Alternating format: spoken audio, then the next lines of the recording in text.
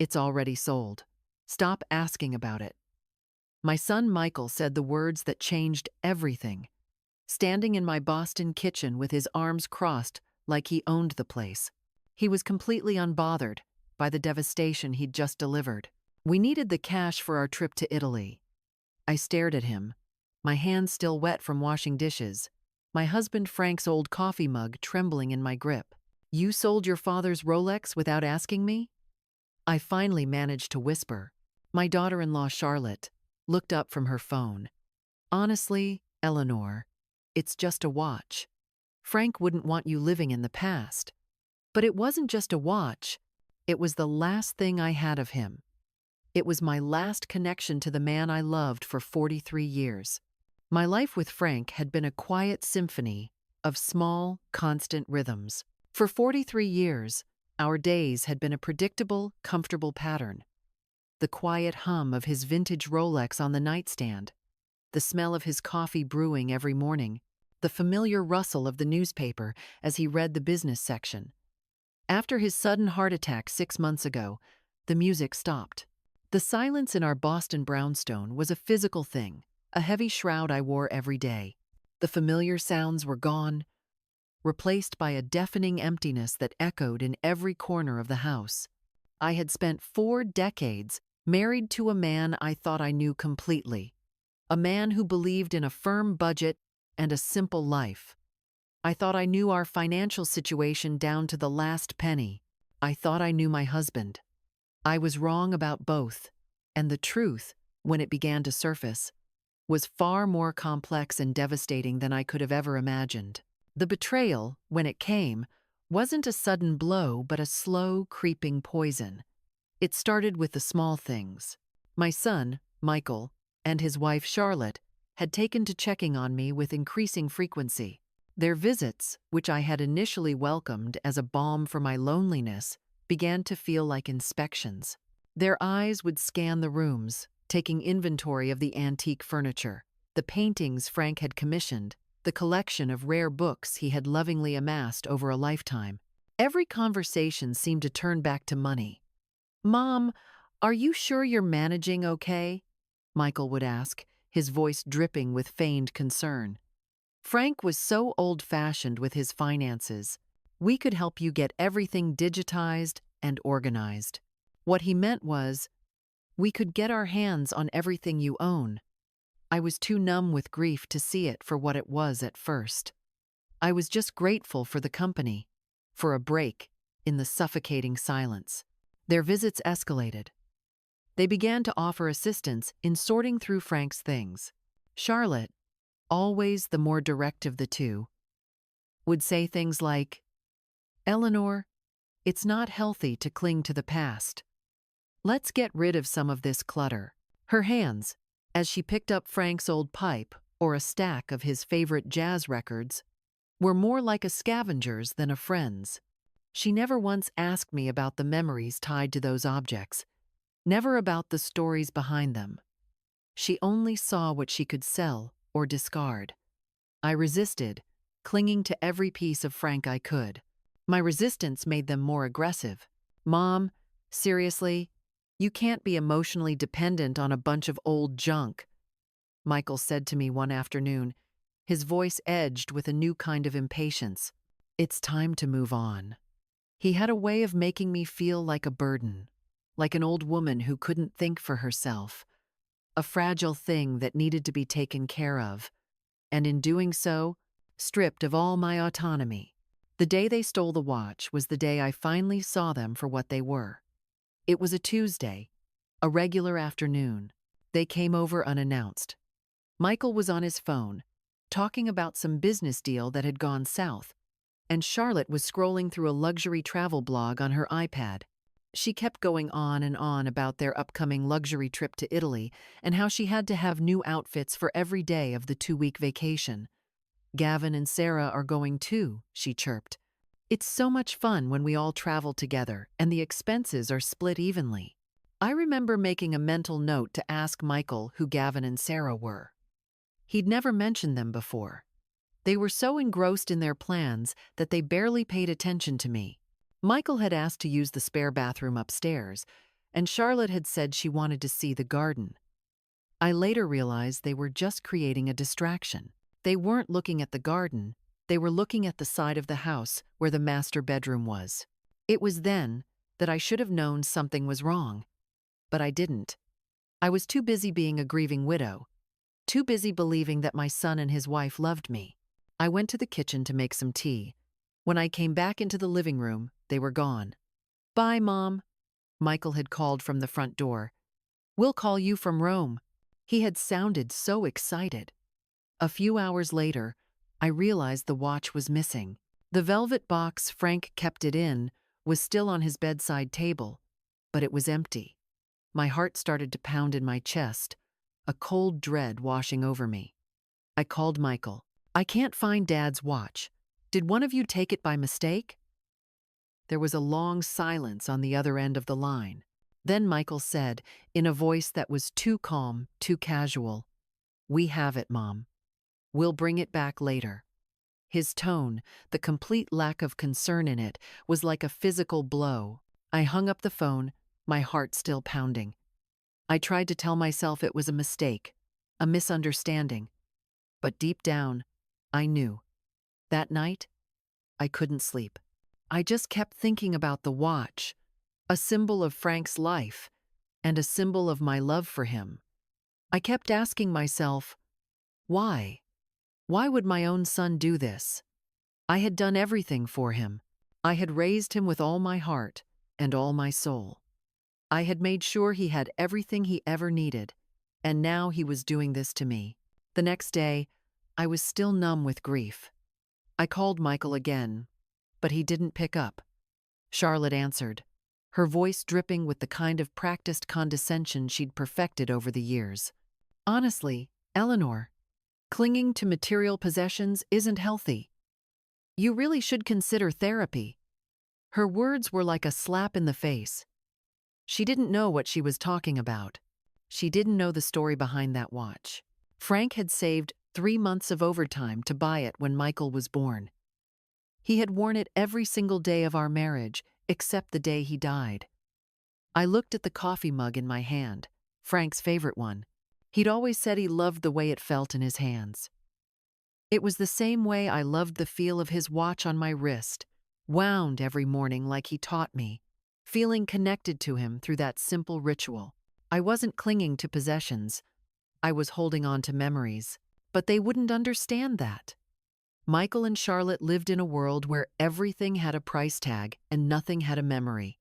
In that moment, standing there in my kitchen, staring at the empty space on the counter where Frank's watch should have been, I tasted the bitterness of their betrayal, and it was a taste I would never forget. The truth came a few hours later, in a text message from Charlotte. "Mom, don't be mad, but we pawned the watch. We were a little short on cash for our flight. It was only an old watch, you know, and it wasn't even working properly. We got $800 for it." My stomach dropped. I could almost hear her fake, sympathetic voice saying the words. $800. $800 for a 1978 Rolex Submariner that Frank had saved 3 months of overtime to buy. The watch Frank wore every single day of our marriage. The one the hospital had handed me in a plastic bag with his wedding ring. My hands began to shake, with a rage so cold and pure, I barely recognized it. It wasn't just about the watch anymore. It was about the callous disregard, the complete lack of respect for Frank, for our memories, for me. "It wasn't even working properly," she'd said. Of course it wasn't. I was the one winding it, keeping it alive, keeping Frank alive in some small way. But they wouldn't understand that. Michael and Charlotte lived in a world where everything had a price tag and nothing had a memory. I knew with a certainty that was both terrifying and exhilarating that I was done being a grieving widow. The silence in the house no longer felt like a shroud. It felt like a promise. I was going to get it back. "Good luck with that," Michael said when I confronted him over the phone. He sounded amused. "We fly out tomorrow morning. Charlotte's been planning this trip for months." He didn't even bother to hide his smugness. He was done with me, done with his father's memory, and ready to move on with his life, with my money. I hung up the phone without another word. The door to my brownstone, which had felt like a fortress protecting me from the world, now felt like a prison. But here's what Michael and Charlotte didn't know about their pathetic old mother. I'd spent 40 years as a bank manager. I knew the difference between giving up and strategic planning, and I was done giving up. The silence that had once suffocated me was now my canvas, and the bitterness of their betrayal was the paint. It was a new chapter, and I was ready to write it. The pawnshop was exactly what I'd expected. It was tucked away on a side street in a less than charming part of town, smelling of dust and stale cigarettes. The kind of place where things went to die, stripped of their history and reduced to a price tag. The fluorescent lighting made everything look sickly and worn, casting a gray pallor over the mismatched display cases filled with forgotten treasures. A man with a thick beard and arms covered in tattoos stood behind the counter, looking like he'd seen every sob story in the book. He had the weary expression of someone who had long ago given up on humanity. As I walked in, a small bell above the door jingled, announcing my presence. The man looked up, his gaze heavy and assessing, as if he could already tell what I was there for. Before I could even open my mouth, he said, "Let me guess. You're here about the Rolex, right?" My heart, which I thought had been beaten into submission, gave a painful jolt. "How did you know?" I asked, my voice barely a whisper. He shrugged, gesturing to the phone on the counter. "Your son warned me you might show up, said you were having a hard time letting go." The casual cruelty of his words cut deeper than any knife. It was one thing to have them betray me, but to have them turn me into a caricature, a pathetic, grieving old woman who couldn't move on, was a new level of humiliation. "Look, lady, I feel for you," he said, his voice softening slightly. "But business is business. I paid a fair market value for it." Fair market value. As if there was a standard price for 43 years of marriage. As if you could put a number on the sound of Frank winding that watch every morning while his coffee brewed. On the weight of it in my hands, when the hospital nurse placed it there alongside his wedding ring, my resolve hardened. I wasn't just a grieving widow. I was Eleanor Hayes, a woman who had managed a bank branch for 40 years. I knew how to negotiate. "I'll buy it back," I said, my voice steady now. "Whatever you need, I'll pay you what you want."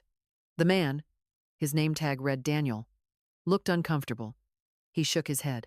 "It's already sold.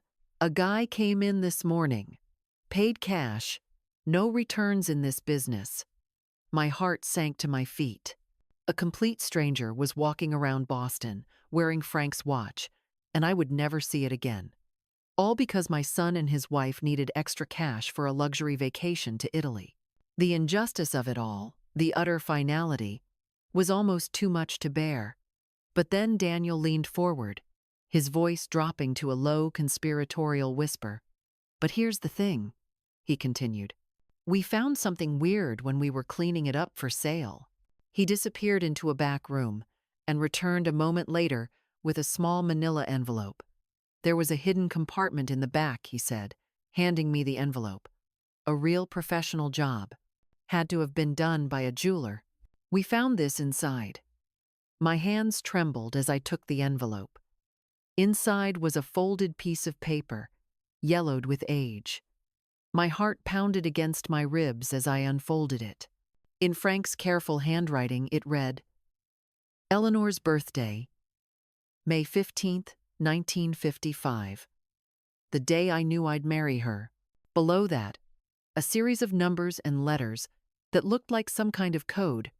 S4457C, H0815D.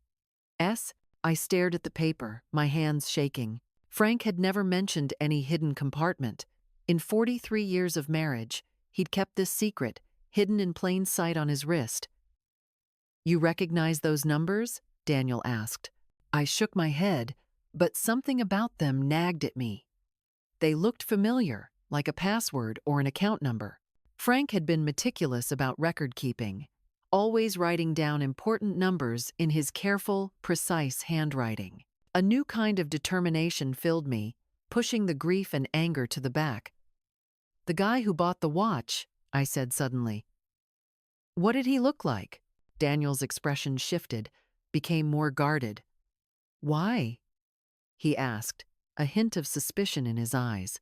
"Because my husband hid this for a reason, and I think whoever bought that watch might be in for a surprise." I leaned forward, letting him see the raw grief that was still so present after 6 months. "That watch is all I have left of him. I'm not asking you to break any laws.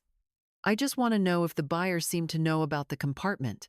Daniel was quiet for a long moment, studying my face, searching for something he must have seen 1,000 times. He sighed, a sound of weary resignation. He didn't say much, but when I mentioned we'd found something inside, he got real interested, asked if we'd opened it. A chill ran down my spine. Someone had been looking for Frank's watch specifically, not for its value, but for what was hidden inside it. But why? And how did they know about the hidden compartment when I didn't? I thanked Daniel and walked back to my car, the small piece of paper burning in my purse like a secret I wasn't sure I wanted to uncover. Frank had hidden this for 47 years. Hidden it from me. What else had my husband been hiding? That night, the silence of my home was no longer suffocating. It was purposeful. I sat at Frank's old mahogany desk in his study, surrounded by 43 years of financial records. Frank had kept everything: bank statements, tax returns, investment account statements, all filed away in his precise, methodical manner. The code from the watch stared up at me from the yellowed piece of paper. S4457, CH0815D. I'd been through every account we owned, every investment, every safety deposit box. Nothing matched those numbers. Frank had been financially conservative. I thought we had a savings account, a checking account, a modest retirement fund. Nothing fancy, nothing hidden. Or so I thought. My phone rang, interrupting my search. Michael's name flashed on the screen. "Mom, Charlotte's upset. She says you made a scene at the pawn shop." I almost laughed. In what world was trying to recover my husband's stolen watch making a scene? "I went to buy back your father's watch," I said, my voice dangerously calm. "Unfortunately, someone else already purchased it." "See? Problem solved," Michael said, sounding relieved. Time to move on. The casualness in his voice made my chest tighten with anger. This was Frank's son. The baby Frank had worked double shifts to provide for. The kid Frank taught to throw a baseball and change a tire.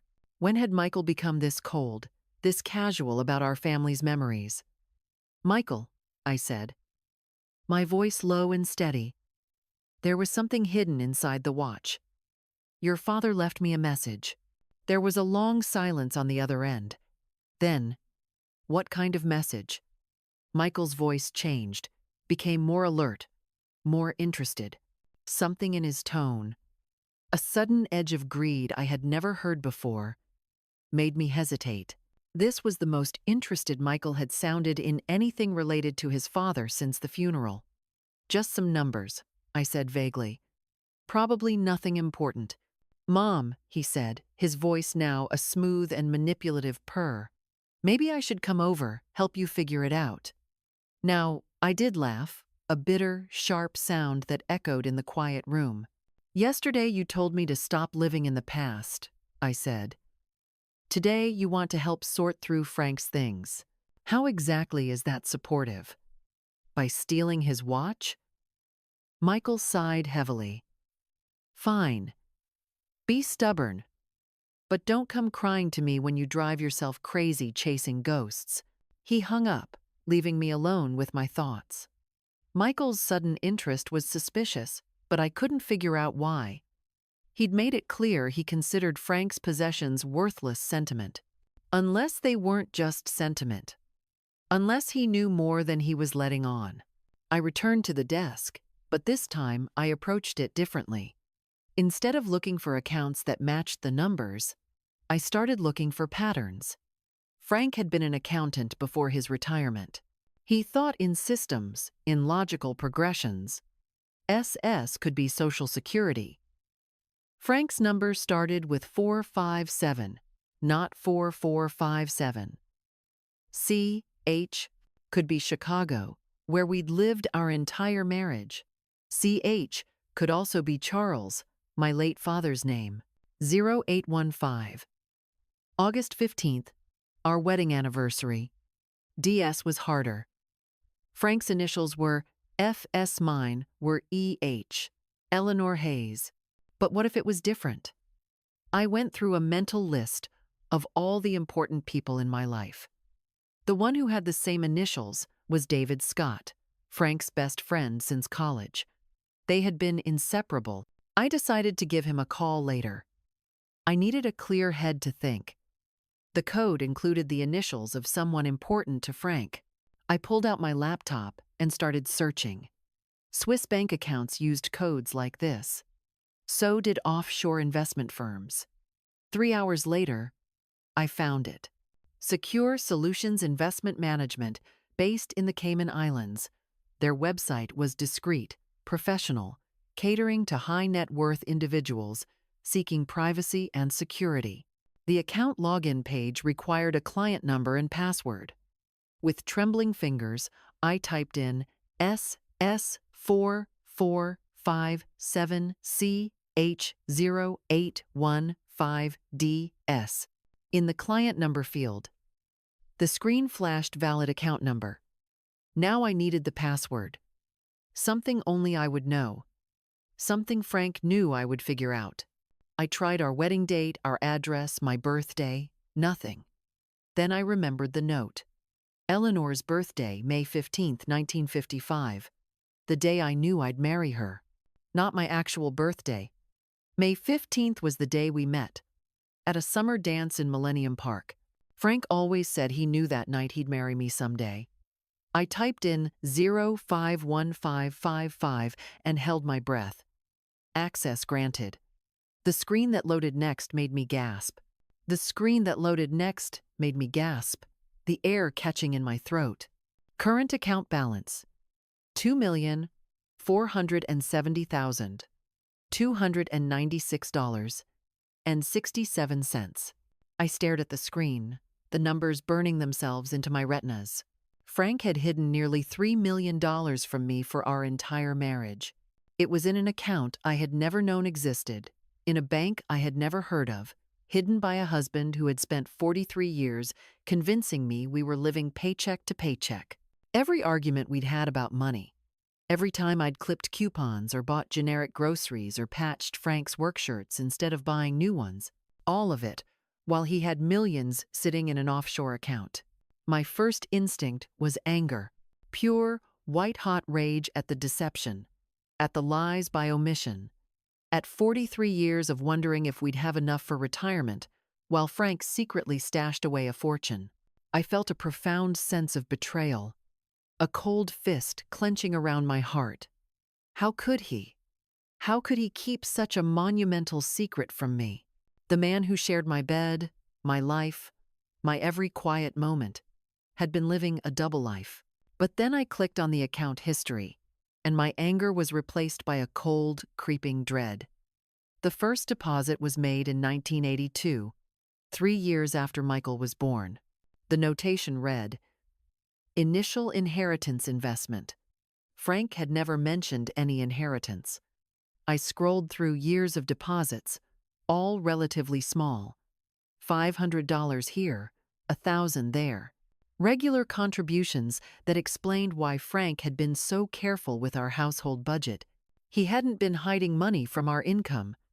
He'd been systematically building something separate. The deposits continued steadily until 2008, then jumped dramatically. Instead of hundreds of dollars, Frank had been depositing $10,000 and $20,000 at a time. The notation on those larger deposits made my blood run cold. Real estate liquidation. Boston properties. Frank had been buying and selling real estate without my knowledge. Properties I'd never seen. Investments I'd never been consulted about. Business dealings that had apparently made him wealthy. How do you live with someone for 43 years and not know they're conducting secret business transactions? It was a question that haunted me, a whisper in the back of my mind that I couldn't silence. I felt as if I was a stranger in my own home, a visitor in a life that was not my own. The man I had loved and trusted was a phantom, and I was just beginning to understand the ghost he had left behind. I clicked on the account messages and found a folder labeled, "For Eleanor, emergency access only."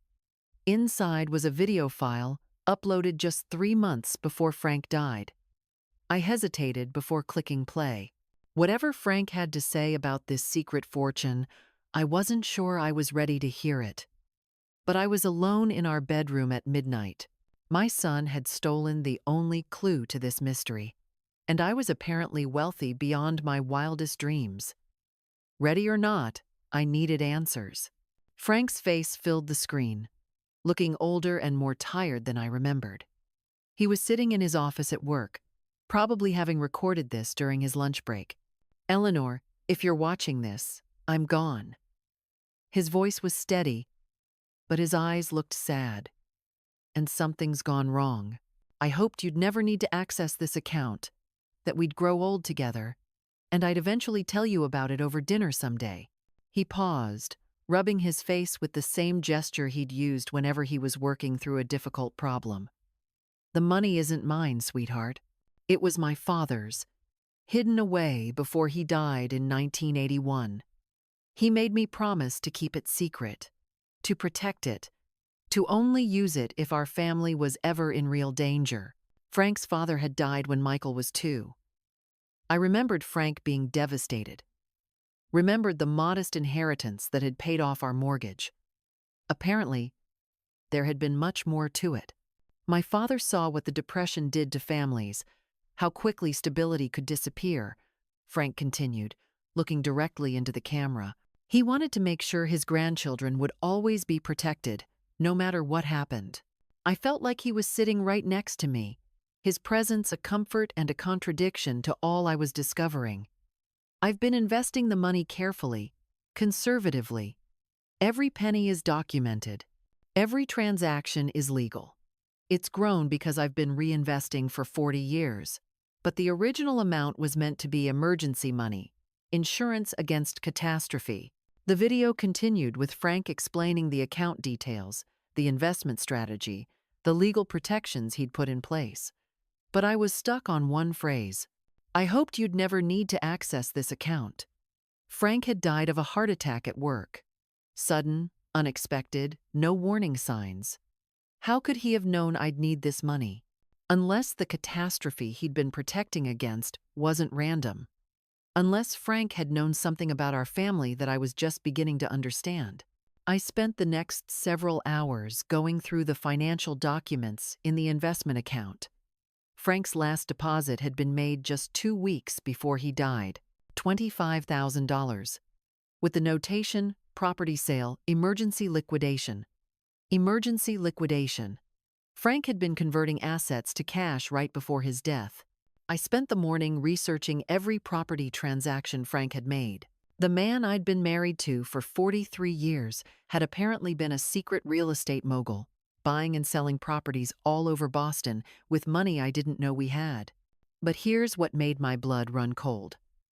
Every property Frank had sold in the last year had been purchased by the same buyer, a company called Hayes Investments LLC. Hayes was Michael's last name, too.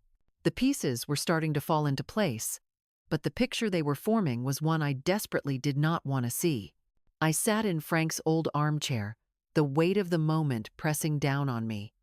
The video was a paradox, a final message from a man who was both a stranger and the love of my life. His face filled the screen, looking older and more tired than I remembered, the lines around his eyes deeper. He was sitting in his office at work, the cluttered background and buzzing fluorescent lights, suggesting he'd recorded this during a lunch break. a clandestine mission in the middle of a mundane day. Eleanor, if you're watching this, I'm gone. His voice was steady, but his eyes looked so sad, so full of a regret I had never known he carried. And something's gone wrong. He took a deep breath, and I could feel the gravity of his words from beyond the grave. I hoped you'd never need to access this account, that we'd grow old together, and I'd eventually tell you about it over dinner someday. He paused, rubbing his face with the same gesture he'd used whenever he was working through a difficult problem. The familiarity of it, the simple, unconscious habit, made my heart ache. The money isn't mine, sweetheart. It was my father's, hidden away before he died in 1981.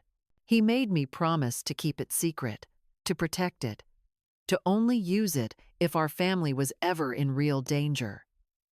My mind raced back, trying to piece together this new reality. Frank's father had died when Michael was 2. I remembered Frank being devastated, remembered the modest inheritance that had paid off our mortgage. I had always thought that was the end of it, the sum total of his inheritance. Apparently, there had been much more to it. My father saw what the Depression did to families, how quickly stability could disappear, Frank continued, looking directly into the camera, and I felt like he was sitting right next to me, his voice a comforting whisper in the quiet room. He wanted to make sure his grandchildren would always be protected, no matter what happened. My vision blurred with unshed tears. This wasn't a story of deception. It was a story of love, a love so profound and so protective that it had been kept a secret for over 40 years. I've been investing the money carefully, conservatively. Every penny is documented, every transaction is legal. It's grown because I've been reinvesting for 40 years, but the original amount was meant to be emergency money, insurance against catastrophe. The video continued, with Frank explaining the account details, the investment strategy, the legal protections he'd put in place. He spoke in the same precise, methodical way he used to explain our household budget, only this time the numbers were impossibly larger. But I was stuck on one phrase. I hoped you'd never need to access this account. Frank had died of a heart attack at work. Sudden, unexpected, with no warning signs. How could he have known I'd need this money? Unless the catastrophe he'd been protecting against wasn't random. Unless Frank had known something about our family that I was just beginning to understand. The feeling of being a stranger in my own home returned, stronger than before. The man I had loved and trusted was a phantom, and I was just beginning to understand the ghost he had left behind, a ghost that was trying to protect me. I spent the next several hours going through the detailed financial records in the offshore investment account. Frank's last deposit had been made just 2 weeks before he died. The amount was $25,000 with the notation, property sale, emergency liquidation. Emergency liquidation. Frank had been converting assets to cash right before his death. I spent the morning researching every property transaction Frank had made. The man I'd been married to for 43 years had apparently been a secret real estate mogul, buying and selling properties all over Boston with money I didn't know we had. But here's what made my blood run cold. Every property Frank had sold in the last year had been purchased by the same buyer, a company called Hayes Investments, LLC. Hayes was Michael's last name, too. I grabbed my phone and called my nephew, David, who worked in real estate. If anyone would know about property transactions in Boston, it would be David. Aunt Eleanor, how are you holding up? He asked, his voice filled with genuine concern. I'm fine, honey. Listen, I need to ask you about something. Have you ever heard of a company called Hayes Investments, LLC? David was quiet for a moment. Actually, yeah. They've been pretty active lately, buying up properties in good neighborhoods, cash deals, moving fast. Why? Do you know who owns the company? I asked, my voice barely steady. I can find out. Give me an hour. I spent that hour going through Frank's desk more carefully, looking for any documentation about his real estate dealings. Hidden in the back of his filing cabinet, behind 40 years of tax returns, I found a folder marked Insurance Policies. But instead of insurance documents, the folder contained contracts, property deeds, and correspondence related to Frank's investments. At the bottom of the pile was a letter that made my hands shake, a chill settling in my bones. It was from a private investigator, dated 6 months before Frank's death. Mr. Hayes, per your request, I've completed the investigation into your son, Michael Hayes's, financial activities. My findings are concerning. Your son has accumulated approximately $180,000 in gambling debts to several offshore betting sites. He's also taken out multiple high-interest loans against his business using fraudulent information about his income and assets. The letter continued, and with every sentence, the picture became clearer and more terrifying. Of greater concern are the inquiries Mr. Hayes has been making about your estate. He's contacted 3 different lawyers asking about inheritance law and the process for contesting wills. He's also made inquiries about power of attorney procedures and elder care facilities. I believe your son is planning to have you declared incompetent in order to gain control of your assets. My breath hitched in my throat. Frank had known. The man I thought I knew was a master strategist, a protector who had been building a fortress to defend me from our own son. My phone rang, and David's name appeared on the screen. Aunt Eleanor, you're not going to believe this. Hayes Investments LLC is owned by Michael Hayes. You're Michael. I closed my eyes, the pieces finally falling into place. Frank hadn't been hiding money from me. He'd been hiding it from Michael. Every property sale, every cash deposit, every emergency liquidation had been Frank systematically moving assets out of Michael's reach. Frank had known his own son was planning to rob us. But Frank had died before he could warn me, leaving only the hidden compartment in his watch as a clue to find the truth. My son hadn't stolen Frank's Rolex for vacation money. He'd stolen it because he was looking for exactly what I'd found, access to Frank's hidden fortune. And now that Michael knew I'd found something in the watch, he wouldn't stop until he figured out what it was. I was no longer a grieving widow. I was a player in a game I hadn't even known was being played, and the pieces were just starting to move. I was still sitting in Frank's old armchair, the cool leather, a stark contrast to the burning rage inside me, staring at the private investigator's report. The words on the page were a testament to my husband's silent fight, a fight I had been completely unaware of. My mind reeled with the implications. The man I had mourned for 6 months, the man I had thought was a simple, frugal accountant, had been a master strategist, orchestrating a complex defense against his own son. He had known. He had known the depths of Michael's greed, the calculated cruelty of Charlotte, and he had spent his final months preparing for a war I hadn't even known was coming. It was in that moment of profound, painful revelation that I heard Charlotte's key in my front door. My blood ran cold. The sound was so familiar, so casual, but now it held a new, sinister weight.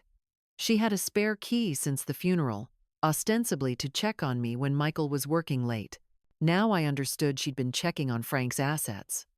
A cold wave of adrenaline washed over me, pushing the grief and shock to the background. Whatever feelings I had were a luxury I could no longer afford. My hands, which had been trembling just a moment before, became steady and swift. I shoved the investigator's report back into the folder, its contents a deadly secret, and minimized the offshore account on my laptop screen, its millions now a silent, powerful weapon. Whatever game Michael and Charlotte were playing, I needed to understand the rules before I revealed my hand. "Eleanor, are you here?" Charlotte's voice echoed through the house, artificially sweet, her tone a performance I had once fallen for, but now recognized as a lie. Michael and I stopped by before heading to the airport. I remained seated, taking a moment to compose myself, to put on my own mask. The old, grieving widow was gone. The new Eleanor, the one Frank had been preparing for, was here. In the bedroom, I called back, my voice calm and controlled. They appeared in the doorway moments later. Michael was carrying a small suitcase, and Charlotte was wearing the kind of outfit that screamed expensive vacation, a linen dress that probably cost more than my first car, and a pair of designer sunglasses pushed onto her head. Her nonchalance, her air of superiority, was like a physical blow. "Just wanted to say goodbye," Michael said. But his eyes were a lie. They were darting around the room, scanning Frank's desk, taking inventory of the papers spread around me. He was a shark circling, looking for a weakness, a scent of money. "What are you working on?" he asked, trying to sound casual, but his voice was a little too eager. "Sorting through your father's things," I said carefully, my voice betraying nothing. "There's so much I never knew about." Charlotte stepped closer, her gaze zeroing in on my laptop screen, a flicker of suspicion in her eyes. "Find anything interesting?" The question sounded casual, but I caught the sharp attention in her voice, a predatory edge. These weren't courtesy visits. They were reconnaissance missions, and I was the unsuspecting target. "Just old bank statements and tax records," I said, a faint smile on my lips. "Your father was very thorough with his paperwork." Michael relaxed slightly, a visible tension leaving his shoulders. "Yeah, Dad was obsessive about record keeping. Probably kept every receipt from the last 20 years. "Actually," I said, deciding to test their reaction, to bait them just enough to expose their greed, "I did find something odd. Your father had some kind of investment account I didn't know about. Nothing major, just a few $1,000s. The change in both their expressions was immediate and unmistakable. The masks they had so carefully constructed fell away completely. Michael stepped forward, trying to appear casual, but failing completely. His eyes widened slightly, his body language becoming rigid. "An investment account? What kind?" "I'm not sure yet," I said, feigning confusion. "The paperwork is confusing. It's all in codes and numbers. I might need to hire an accountant to help me figure it out." Charlotte exchanged a quick, knowing glance with Michael, their silent communication a language of shared duplicity. "We could help you with that," she chirped, a fake smile plastered on her face. "Michael's good with financial documents." "I bet he is," I thought, the cold truth of the investigator's report a fresh wound in my mind. "That's very kind. But I already made an appointment with Frank's old accounting firm. They'll know how to handle his investments properly." Michael's jaw tightened, a muscle clenching on the side of his face. He was losing control, and he hated it. "Mom, those guys charge $300 an hour. I can look at the paperwork for free. I can afford $300 an hour, Michael." The silence that followed was loaded with tension, a ticking clock in a silent room. Charlotte's mask of concern was slipping, revealing the calculating, opportunistic woman underneath. Michael was practically vibrating with frustrated energy, his hands clenching at his sides. "We should probably get going," Charlotte said finally, her voice thin and sharp. "Don't want to miss our flight." But Michael didn't move. His focus was entirely on me. His eyes narrowed, calculating. "Mom," he said, his voice dropping to a low, urgent whisper, "about the message you found in Dad's watch. Maybe I should take a look at those numbers before we leave, just to make sure they're not something important." "What numbers?" Charlotte asked sharply, her attention now fully on the conversation, the allure of Italy forgotten. Michael shot her a warning look, a quick, almost imperceptible glance. "Mom found some kind of code in the watch. Probably nothing, but you never know." Now Charlotte was fully alert, her vacation excitement replaced by a laser focus on the numbers she believed held the key to a fortune. "What kind of code?" I stood up slowly, using my full height to look down at my daughter-in-law, a new sense of power coursing through me. "The kind that's none of your business." Charlotte's face flushed red, a flash of pure rage in her eyes. Excuse me? You heard me, I said, my voice as cold and sharp as a surgeon's scalpel. My husband left me a private message. Private being the operative word. Mom! Michael stepped between us, his voice taking on that patronizing tone I'd grown to hate, the one he used when he wanted to make me feel small and irrational. We're family. There's no need for secrets. Secrets? I almost laughed at the irony. A bitter, hollow sound, like the secret gambling debts or the secret company you've been using to buy properties with money you don't have. The color drained from Michael's face. Charlotte's mouth fell open, her jaw going slack with shock. I don't know what you're talking about, Michael said. But his voice was shaky now, the lie a fragile thing. Hayes Investments, LLC. Ring a bell? I watched both their faces go pale, their carefully constructed world of lies crumbling around them. Your father knew, Michael. He knew everything. Charlotte recovered first, her voice turning vicious and shrill. You crazy old woman. You don't know anything. This is a pathetic lie. I know your husband owes $180,000 to offshore gambling sites. I know he's been researching how to have me declared incompetent, and I know he's been planning this for several months. Michael slumped against the doorframe like his strings had been cut. The fight went out of him completely, replaced by a hollow defeat. How? He whispered. A broken sound. Your father hired a private investigator. Every lie, every debt, every plan you made to steal from us. It's all documented. I walked to the desk and pulled out the investigator's report, holding it out for him to see. His eyes widened as he recognized the letterhead, the truth hitting him like a physical blow. Frank protected me from you, even after his death. That code you're so interested in, it's the key to more money than you've ever dreamed of. Money that will never, ever belong to you. Charlotte grabbed Michael's arm. We need to leave now. Her voice was a desperate hiss, her eyes darting towards the door. But Michael was staring at me with something that looked like respect for the first time in years. He really knew, he whispered, a broken sound. He knew his son was planning to rob his own mother. The reality of his father's actions, the quiet, powerful love behind them, was a weight he couldn't bear. What kind of man does that make you, Michael? I asked, my voice filled with all the pain he had caused. For just a moment, Michael looked like the little boy I'd raised, confused and ashamed. Then Charlotte's grip on his arm tightened, and the moment passed, the cold, calculating greed returning to his eyes. This isn't over, Charlotte hissed as they headed for the door. A promise of future revenge. Yes, it is, I called after them, my voice calm, final, and full of a power I had never known I possessed. It's been over since the day you decided I was worth more to you dead than alive. The front door slammed, leaving me alone with my husband's secrets and the quiet, certain knowledge that the real fight was just beginning. 2 days after Michael and Charlotte's dramatic exit, my doorbell rang at 8 in the morning. Through the peephole, I saw a woman in a sleek business suit holding a briefcase. Behind her stood a man who looked like he'd stepped out of a law school catalog.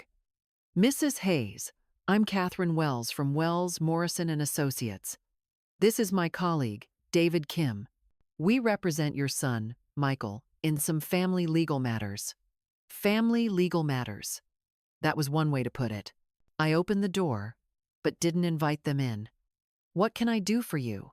Catherine smiled, with the kind of practiced warmth that probably cost $300 an hour. Mrs. Hayes, your son is concerned about your well-being. He's asked us to discuss some options that might be beneficial for everyone involved, such as… David stepped forward, pulling out a tablet. We understand you may have discovered some financial accounts that your late husband kept private. While we're sure he had good intentions, managing complex investments can be overwhelming, especially during the grieving process. Overwhelming. As if I hadn't spent 40 years managing our household finances down to the penny while Frank secretly played real estate mogul. I appreciate your concern, but I'm perfectly capable of managing my own affairs. Catherine's smile never wavered. Of course you are. But consider this. Your son could help shoulder that burden. We've drafted some documents that would give Michael power of attorney over your financial decisions, just temporarily, until you've had time to properly grieve. There it was. Exactly what Frank's private investigator had warned about. Temporarily, I repeated. And who determines when my grieving period is over? David exchanged a glance with Catherine. That would be at your discretion. Naturally. I stepped back toward my door. Gentlemen, I think we're done here. Mrs. Hayes, Catherine's voice sharpened slightly. Your son is prepared to file a petition with the court regarding your mental competency. Her voice dropped to a conspiratorial whisper. He's concerned about some erratic financial decisions you've been making. Accessing offshore accounts, conducting international financial transactions without professional guidance. To an outside observer, it might appear that you're not thinking clearly. The threat was crystal clear. Sign over power of attorney voluntarily, or they'd have me declared incompetent by force. You know what's interesting about threats? I asked, leaning against my doorframe. They only work if the person you're threatening doesn't have better lawyers than you do. Catherine's professional mask slipped slightly. I beg your pardon. I said you can tell my son that his plan won't work. Frank left me more than just money. He left me protection. I closed the door in their faces and immediately called the number I'd found in Frank's hidden files. Richard Torres, the private investigator, answered on the second ring.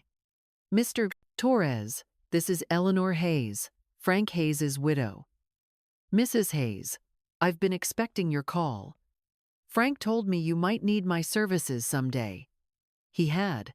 About 6 months ago, Frank asked me to prepare a comprehensive legal defense package in case anyone tried to challenge your competency or your right to his assets. Everything's ready to go. Frank had been 3 steps ahead, even in death. How ready, Mrs. Hayes? By the time I'm done presenting evidence of your son's gambling debts, fraudulent loan applications, and attempts to manipulate elderly family members, he'll be lucky if he doesn't face criminal charges. For the first time in months, I smiled genuinely. Mr. Torres, I think it's time to make some phone calls. Richard Torres's office was in a sleek downtown building that screamed expensive legal services. But as I sat across from him reviewing Frank's defense package, I realized my husband had been planning for this confrontation long before he died. Your husband was thorough, Richard said, spreading documents across his mahogany desk. Bank records showing Michael's gambling losses, audio recordings of him discussing plans to have you declared incompetent, even photographs of him meeting with estate planning lawyers. Audio recordings, Richard nodded grimly. Frank suspected Michael was planning something. So, he had your house wired for sound last year, completely legal since it was his own property. I thought about all the conversations Michael and Charlotte had had in my kitchen over the past 6 months. Every dismissive comment about my mental state, every calculation about Frank's assets, every cruel joke about putting me in a nursing home. Frank had heard it all. There's more, Richard continued. Frank also discovered that Charlotte has been systematically isolating you from family and friends. She's been telling people you're becoming senile, that you need supervision. The pieces clicked into place. Why my sister-in-law had stopped calling. Why neighbors seemed awkward when they saw me. Why my book club friends had been treating me like I was fragile. Charlotte had been conducting a whisper campaign, preparing the groundwork for Michael's legal challenge. How extensive is the evidence? I asked. Extensive enough to destroy any competency challenge and probably land them both in jail for elder abuse and attempted fraud. Richard pulled out a thick folder. But there's something else. Frank left specific instructions about what to do if you ever needed to access the offshore account. He handed me a sealed envelope with my name written in Frank's careful handwriting. Inside was a letter dated just 1 week before Frank's death. My dearest Eleanor, if you're reading this, then Michael has shown his true colors, and you've discovered the account I've been building for 40 years. I'm sorry I couldn't tell you about it while I was alive, but I needed to protect it from Michael until the time was right. The money isn't just an inheritance, it's justice. Every penny came from investments I made using information. Michael thought he was hiding from us. When he started his real estate company, he would brag about his inside deals and guaranteed investments. What he didn't know was that I was listening and investing in the same opportunities with money he didn't know existed. Michael unknowingly funded his own downfall. Every property he flipped, I bought 3 more in the same area. Every stock tip he mentioned, I invested in with money from our original inheritance. The offshore account exists because I used Michael's own greed against him. Now it's your turn to use his greed against him. Richard has instructions to make the account transfers immediately. By the time you read this letter, you'll have financial independence Michael can never touch, but more importantly, you'll have the power to choose how this ends. You can forgive him, take care of him despite his betrayal, and hope he learns to be a better man. Or you can let him face the consequences of trying to steal from his own mother. The choice is yours, my love. It always has been. Forever yours, Frank. I set the letter down with shaking hands. Frank hadn't just protected me from Michael. He'd orchestrated Michael's downfall using Michael's own schemes against him. Mrs. Hayes, Richard was watching me carefully. Are you ready to proceed? I thought about Michael as a little boy, excited about his first day of school. Then I thought about him standing in my kitchen 2 days ago, calling me a crazy old woman while his wife threatened me. Some bridges, once burned, can't be rebuilt.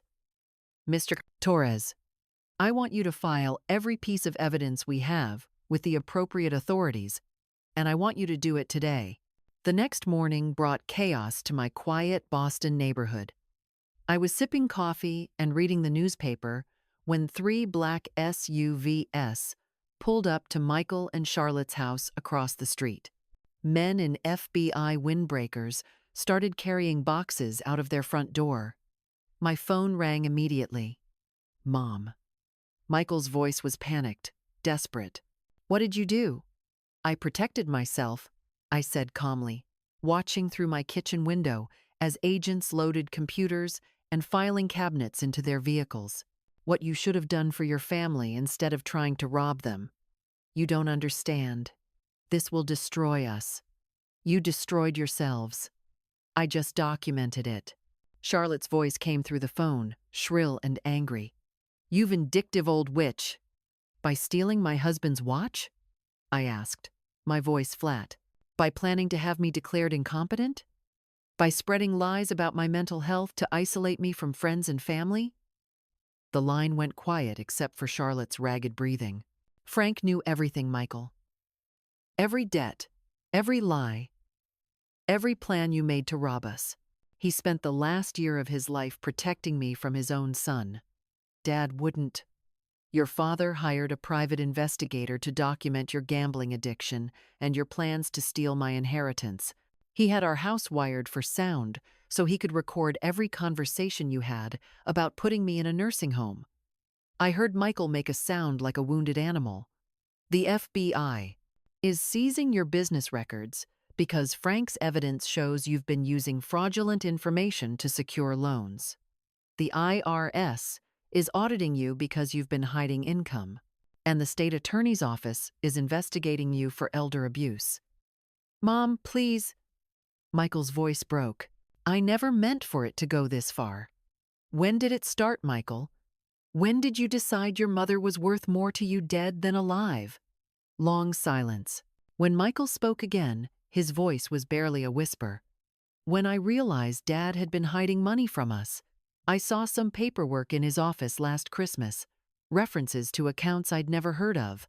I thought if you both died, everything would come to me automatically. You were wrong. Frank made sure everything would be protected from you. How much? Michael asked. How much did he hide? Enough to ensure I never have to depend on family who sees me as a burden. I hung up and watched through the window as FBI agents escorted Michael and Charlotte to separate cars.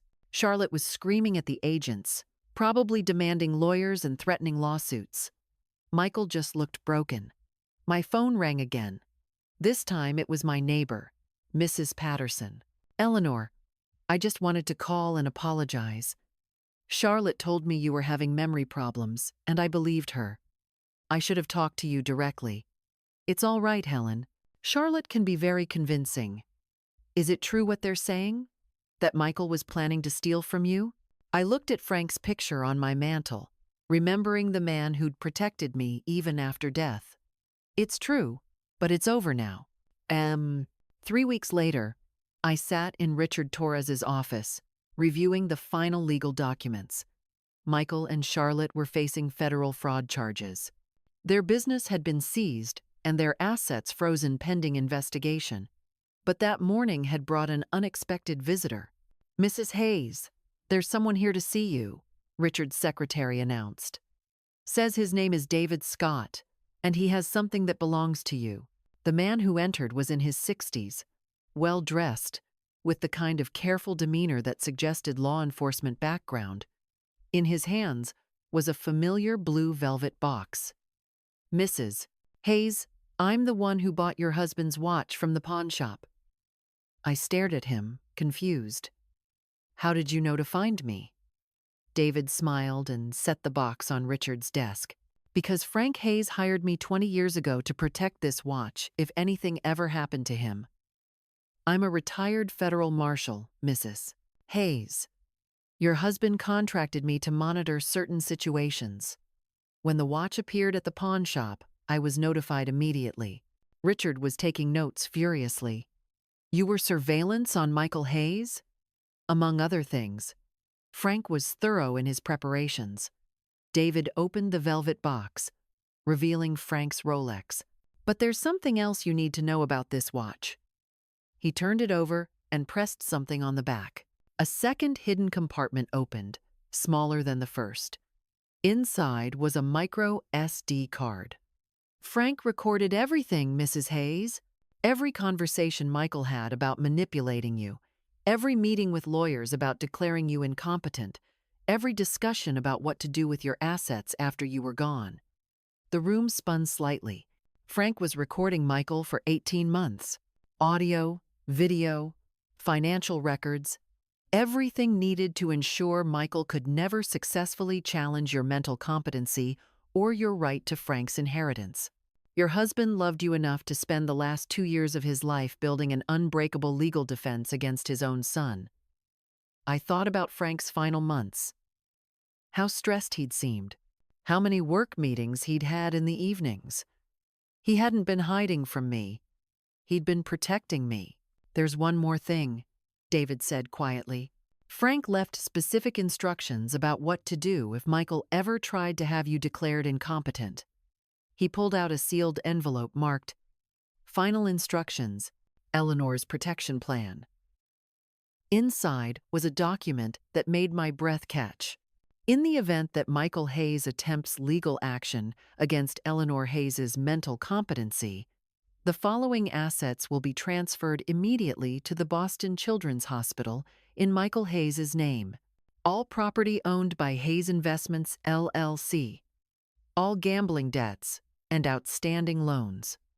All legal fees and court costs associated with elder abuse charges. Michael Hayes will be personally responsible for all debts and legal consequences while receiving no benefit from any inheritance or asset transfer. Frank had arranged for Michael to inherit his own destruction. Your husband was a brilliant man, Richard said admiringly. He turned Michael's greed into a legal trap. Frank knew Michael would never stop trying to get the money, David explained. So he made sure that any attempt to steal from you would result in Michael losing everything he already had. I picked up Frank's watch, feeling its familiar weight in my hands. For 43 years, I'd thought I was married to a simple accountant who worried about money and saved every penny.